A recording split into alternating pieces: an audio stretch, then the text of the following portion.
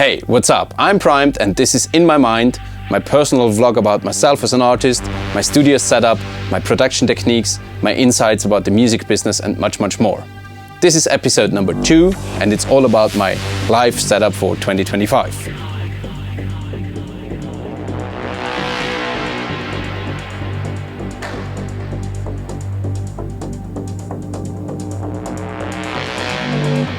Alright, let's start with the instruments that I'm using for my live setup.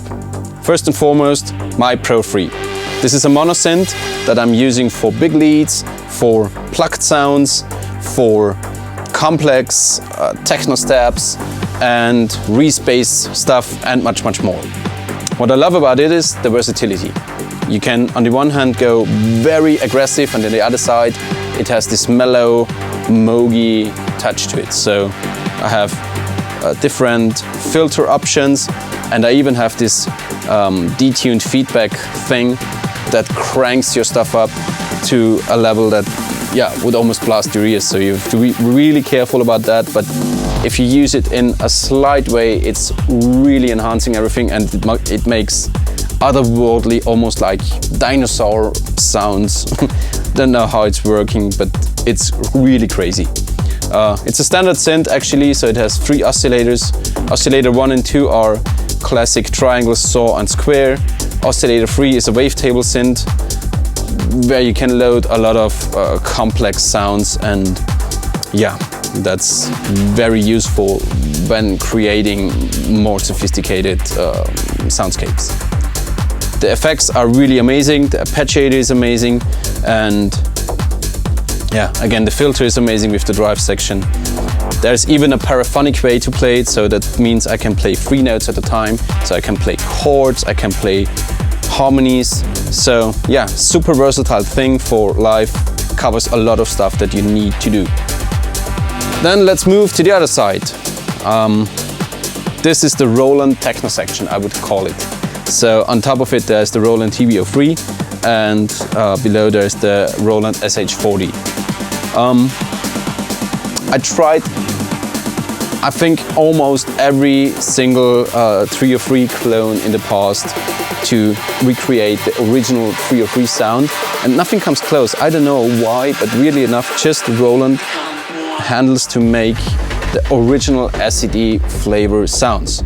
And this is why I eventually ended up buying this one, this exact one, because with the overdrive, the feedback, delay stuff, so you are really quick on bringing an acid melody to life. And this is the most important thing about an acid, because if you just program it statically, it somehow does not feel good or does not groove. And with that thing, with the original glide and decay and envelope mud stuff, it's really exactly what I wanted to have.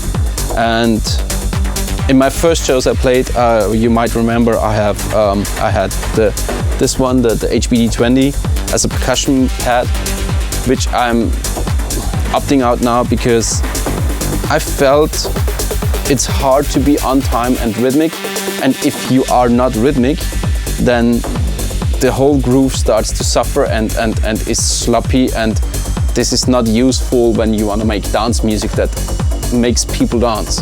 So that's why I pushed it away and focused on more like sound creation on stage.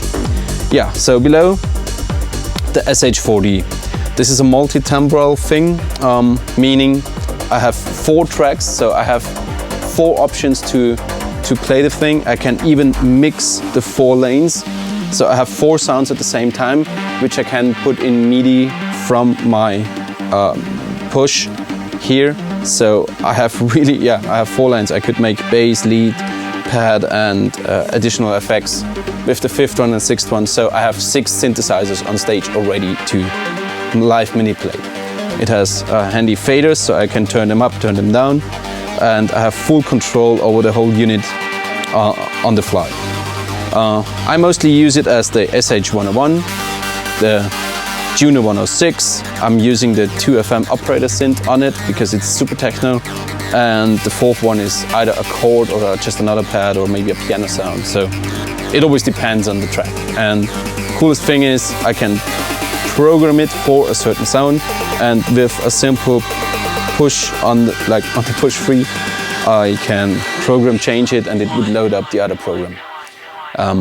That is like why I love analog gear so much, because you can really program it, have it there, ready to play. It goes all back into my push and I can mix it there and put it out. So I have full control over being live, but still maintain the sound of, yeah, being a mastered club track. Next one, the Roland TR8S. There's no sample that can recreate this iconic feel of a 909 snare or a clap. I again put it into a few sections.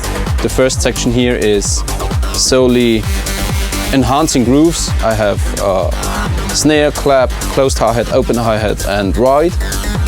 And it's always like layered on top of the track that's actually playing. Then the second section here is the rhythmic part. I have analog style drum, then I have a 808 909 style drum, and I have a FM sounding drum. I can make percussion hits and blips and blobs to put here just as an extra groove element. And on channel 1 and 2 there is my build-up snare and build-up clap, or like FX clap if you want to say.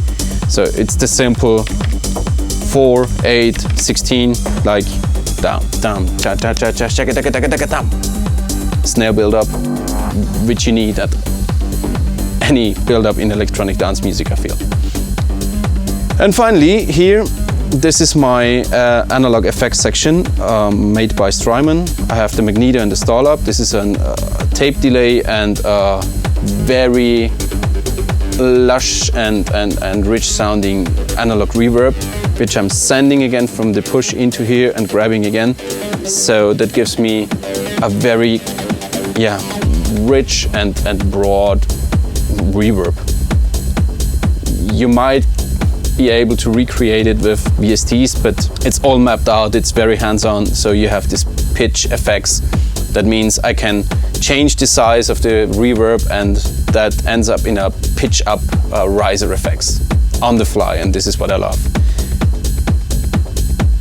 Alright, so how do I actually play all of that stuff? So I'm using the Ableton Push and my Yaeltex custom-made controller, and they're basically mirroring each other. That means I have always the same lanes on track 1, track 2. I can visually know where I am at any time, and it's very complex programming under the hood, but actually very simple on the surface to not get lost in ridiculous sound design on stage that would just, it's not successful if you try to manipulate each and every sound at a certain time.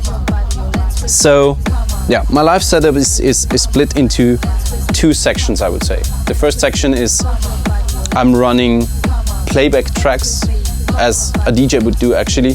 So I cue in tracks, they run through, and in the same length I send MIDI information out to all my gear, which I then can manipulate in a way. So that means the track is a fixed length, I'm just able to improvise on top of it. And then the second section is further down below. It's more of an improvised kind of thing. I'm just having 4-bar, 8-bar loops that goes for all the synthesizers. Obviously the Drummachine is a 1-bar stuck loop anyway. And that is where the real fun begins to improvise, because I can just put on the bass, then I put on some vocals, then I put on the 1 synth, second synth, the third synth. I can manipulate, so I can create build-ups from scratch, and then it falls all down together and I'm starting all over again. And the beauty about it is each and every time it's different. This is what I love about playing live. It's not a pre-programmed something that just runs through and I'm pretending to manipulate the sound. I'm actually wanting to push boundaries. I want to challenge myself on stage and want to have fun with what I'm doing and want to be in the music and express myself. And of course respond to the people that are dancing to it. So it always depending from show to show. So yeah, that is the push free. That is basically the brain of my show. And finally, my controller. A lot of people asked me already about it. It's a custom design by myself, and I wanted to have a surface that is very DJ-like, because I come from being a DJ and I'm used to the simplicity of DJ mixers. But I wanted to have the best of all worlds. I wanted to have the cool thing about the Pioneer setup, plus the cool things about the Xone setup and the Model 1 setup. So I really tried to figure out beforehand, before even programming the show, what I want to do, or what do I want to have per channel. So I ended up with like on 8 channels, and each channel has a mute button, a cue button, so I can listen in my headphones what I'm playing, or like what I want to play. Then it has a sound effects section. There is the filter on-off switch. I have a low-pass filter, I have a high-pass filter, I have resonance control over that filter. I can additionally add a little bit of gain to level up the tracks if they are like too quiet or too loud. So this is the gain knob. And here is the sound effects. I basically program simple sound effects like stutters or washouts, but it's still fun, you know, to have it per track and not just only as a whole. And finally, I have my sends for the delay and the reverb. I just send it there, I manipulate the reverb and bring it back into the push, which, by the way, I sum everything up and I run it through a master chain, so you always get the same level as a DJ would play right now, because it's in the moment mastered track, but it's played live. So yeah, that's my live setup in total. I hope you liked the walkthrough. If you have any questions, just drop a comment below. I will try to answer it and try to give more insights to it. And yeah, see you in the next one.